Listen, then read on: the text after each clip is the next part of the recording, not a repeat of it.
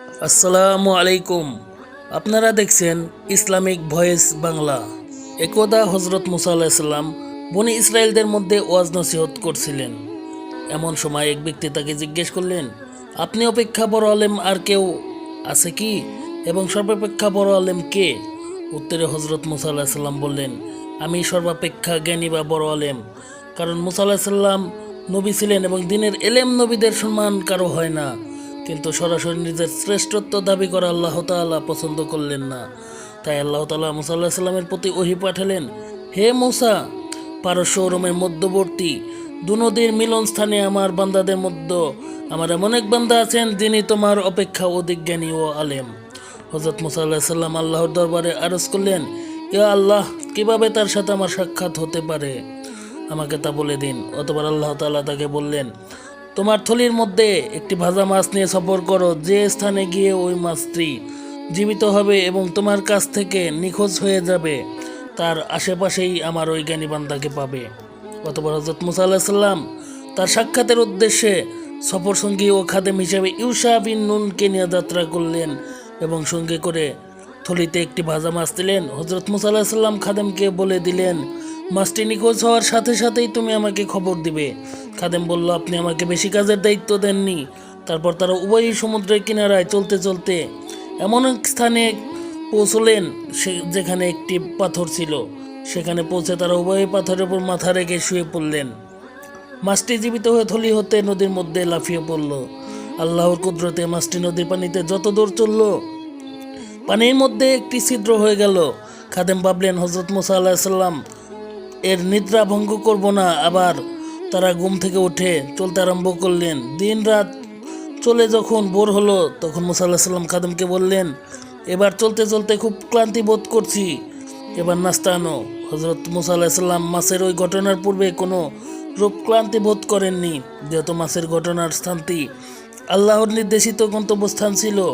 সেই স্থান অতিক্রম করার পরেই তার ক্লান্তি বোধ হতে লাগলো। খাদেম বলল, হায়, আপনি তো কিছুই জানেন না। আমরা যখন পাথরের উপর মাথা দিয়ে শুয়েছিলাম, তখন মাছের এক আশ্চর্য ঘটনা ঘটে, কিন্তু আমি তা আপনার নিকট বর্ণনা করতে ভুলে গেছি। শয়তানি হয়তো তা উল্লেখ করতে আমাকে ভুলিয়ে রেখেছে। খাদেম মাছের পূর্ণ ঘটনা বললেন। মাছের চলার পথে পানির মধ্যে ছিদ্র সৃষ্টি হয়েছে। এতে তারা উভয় আশ্চর্যান্বিত হলেন। মুসা আলাইহিস সালাম বললেন, এটাই তো সেই স্থান যে স্থানের খোঁজে আমরা বের হয়েছি। তারপর তারা পুনরায় উল্টা পথে ফিরলেন এবং সেই পাথরের বরাবর এসে দেখলেন গভীর সমুদ্রের পানির উপর সবুজ রঙের মখমলের বিছানায় আল্লাহর এক বান্দা আপাদমস্তক চাদর মুড়ি দিয়ে শুয়ে আছেন। হযরত মুসা আলাইহিস সালাম তাকে দেখতে পেয়ে সালাম করলেন, যেহেতু তিনিই খিজির আলাইহিস সালাম। সালাম শুনে হযরত খিজির আলাইহিস সালাম বললেন, এ জমিনে সালাম কোথা থেকে আসলো? উত্তরে তিনি বললেন, আমি মুসা আলাইহিস সালাম। তিনি জিজ্ঞেস করলেন, তুমি বনি ইসরাইলের নবী মুসা আলাইহিস সালাম? তিনি বললেন, হ্যাঁ। অতঃপর মুসা আলাইহিস সালাম বললেন, আমি কি আপনার সাথে থাকতে পারি এই উদ্দেশ্যে যে আপনার সাথে আপনার আল্লাহ প্রদত্ত বিশেষ জ্ঞান হতে আমাকে কিছু শিক্ষা দিবেন? তিনি বললেন, আপনি আমার সাথে চলতে পারেন, কিন্তু ধৈর্য ধারণ করতে পারবেন না। কারণ আল্লাহ পাক আমাকে এমন এক প্রকার ইলম দান করেছেন যার রহস্য আপনি অবগত নন, এবং আল্লাহ তাআলা আপনাকে অন্য প্রকার ইলম দান করেছেন যা আমি আপনার মতো তত জানি না। অতঃপর মুসা আলাইহিস সালাম বললেন, আমি আপনার সাথে ধৈর্য ধারণ করেই থাকবো, আমি আপনার কোনো কাজের বিরোধিতা করব না। তখন খিজির আলাইহিস সালাম মুসা আলাইহিস সালামকে বলে দিলেন, আপনি আমার নিকট কোনো বিষয় জিজ্ঞেস করবেন না যে পর্যন্ত না আমি আপনার কাছে ব্যক্ত করি।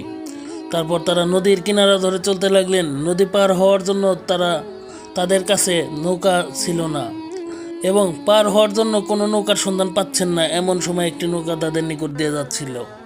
তারা নৌকার মাঝির সাথে নদী পার করে দেওয়ার জন্য আলাপ করলেন। নৌকার মাঝি খিজির আলাইহিস সালামকে চিনতে পেরে বিনা পয়সায় নদী পার করে দিবে বলে নৌকায় উঠালেন। নৌকা চলার সময় একটি চড়ুই পাখি নৌকার এক মাথায় এসে বসে সমুদ্রের মধ্যে হতে একবার কি দুবার তার ঠোঁট দিয়ে পানি পান করলো। হযরত খিজির আলাইহিস সালাম বলেন, হে মুসা, এ চড়ুই পাখিটি ঠোঁট দিয়ে সমুদ্র হতে যতটুকু পানির অংশ এনেছে, আমারও আপনার সমস্ত এলেম আল্লাহ তাআলার এলেমের তুলনায় ততটুকুও হবে না। নৌকা যখন অপর তীরে ভিড়ল, তখন খিজির আলাইহিস সালাম নৌকার এক খাতনা তক্তা খুলে ফেললেন। এতে মুসা আলাইহিস সালাম সহ্য করতে না পেরে বললেন, এরা আমাদেরকে বিনা পয়সা নৌকায় উঠিয়েছিল, আর আপনি তাদের নৌকা ভেঙে বা খুলে ফেললেন যাতে নৌকার তার যাত্রীদেরকে নিয়ে ডুবে যায়। এটা আপনি ভালো করেননি। তখন খিজির আলাইহিস সালাম বললেন, আমি আগেই বলেছিলাম আপনি আমার সাথে ধৈর্য ধারণ করতে পারবেন না। হজরত মুসা আলাইহিস সালাম বললেন, আমার ভুল হয়ে গিয়েছে, আমাকে ক্ষমা করুন, আমার অপরাধের জন্য আমাকে অবাধ্য মনে করবেন না। মুসা আলাইহিস সালাম এবার প্রকৃতভাবে ভুলে গিয়েছিলেন। তারপর তারা পুনরায় পথ চলতে লাগলেন। এক স্থানে গিয়ে তারা দেখলেন একটি সুন্দর চেহারা বালক অন্য বালকদের সাথে খেলাধুলা করছে।